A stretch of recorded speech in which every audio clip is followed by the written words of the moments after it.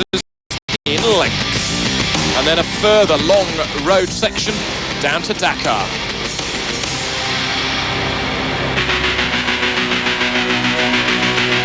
And the further west we go and the closer towards the Atlantic Ocean we get, the greener Africa is. The wildlife gets more and more vibrant as well.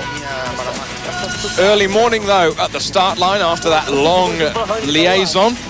Esteve Puyol and Jordi Arcarons catching up with each other after the muddy conditions. But for others, they hardly had time for a chat.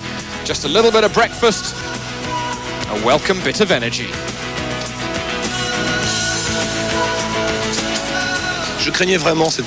Eric Bernard saying, I was afraid of this stage because of the animals on the road, but in the end it was a very nice stage and we stopped to drink a coffee en route many a time. This is the most crazy race. It's crazy. And I fall to sleep many times on the road and I had to stop and sit down for 5 minutes and wait and go 20 kilometers and sit down and wait and go. I was so tired. And even for the overall leader of the Paris-Dakar rally, Fabrizio Mioni looks at his watch in disbelief and realises that he has to stir himself from his slumber. On the Dakar, there is no pride, even if you are a Works KTM rider or anybody else. You have to grab your sleep when you can. Soon then, into the stage. It was go for everybody. And the man who was fastest through the stage, Bernardo Villa, from Portugal on his KTM single-cylinder machine, the number 14 rider blasting through and winning it by some 33 seconds in only an hour and 43 minutes. His maiden Paris-Dakar win and a welcome bit of relief. Now, amazingly, he's in 14th position in the overall standings, exactly on the same time as Dutchman Eric Verhoef. So there'll be a lot to fight for tomorrow in the en masse start on the beach before the final 31 kilometres at Lac Rose. However, it's not over until the fat lady sings. This was only 3 kilometres into the stage. Esteve Puyol missing a hole in the road and going head over heels and over the motorcycle. Giovanni Sala, his KTM teammate, was first on the scene, moving the motorcycle away from Esteve. And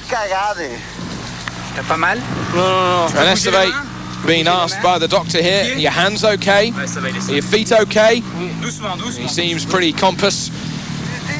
And many of the riders saying that the big hole in the road was at the 3 kilometre mark, even though it was marked at the 2 kilometre mark, so it caught many people out.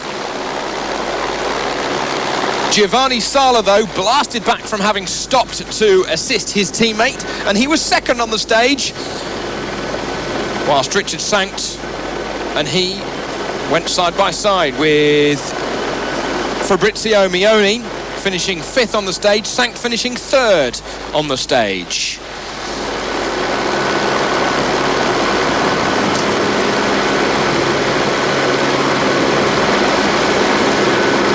Richard Sankt and Fabrizio Mioni continued through the green and verdant lands and over the puddles as well, but soon they were their own worst enemies and they got lost. Left or right, forwards or backwards, it can happen to the world's best. Navigation, once more, an essential part of the Dakar Rally. It's not a question of how much power you've got or how fast you go, you've got to use your head.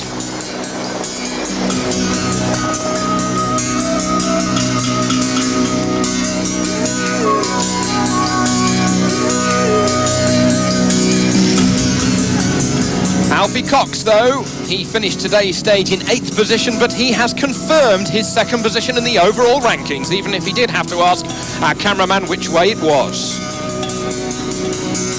Alfie said that he took the day very easy, and he likened it to riding through the game park. Richard Sankt, 3rd overall, making it a Gauloise 2 and 3 in the overall. Whilst Carlos de Gavado struggling with his injured left thumb and his injured left foot. He struggled through the stage, but he continues in 4th overall. Eric Bernard, 8th in the overall standings, while Paul Anders Olivelasta is 9th overall, the Norwegian having a brilliant Dakar rally.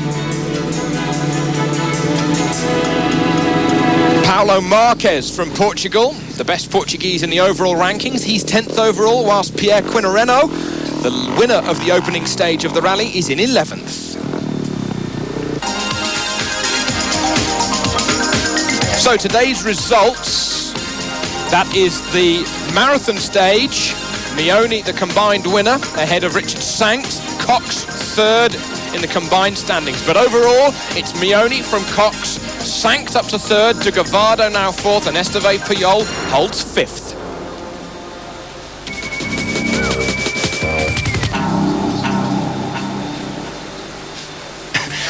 Bernardo Villa saying, someone has just told me that I've won the stage, and I just don't believe it. For me, it's absolutely fabulous. I didn't think that it was possible. I'm really happy. It's marvellous, incredible. It's really wonderful to win a stage of the Dakar. É magnífico, é uma maravilha. Era tudo o que me faltava, era ganhar uma etapa no Dakar. Veramente difficile perché Meoni saying at the end of the stage there was a dry lake, but it was full of water, and to find an ideal route out of it was very hard. I was behind Richard, and with him there were no navigational problems. He is very good.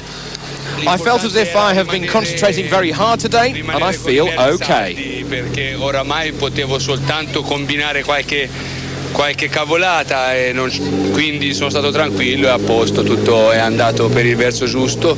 Ancora abbiamo un po' di chilometri fino a Dakar, però il grosso è fatto. I think it's only the liaison and Lake Rose tomorrow, you know, and it's been a very tough 5 days, the last 5 days, and I think it was something that I wanted to do, come on the podium, and you know, yesterday unfortunately with Roma, and I have to take the second place. I cannot tell you how happy I am, and things are looking good. And how was it today? Yeah, today was a very nice, like riding through the game park. Very nice. We've been going along with Utah, changing like this, but very easy.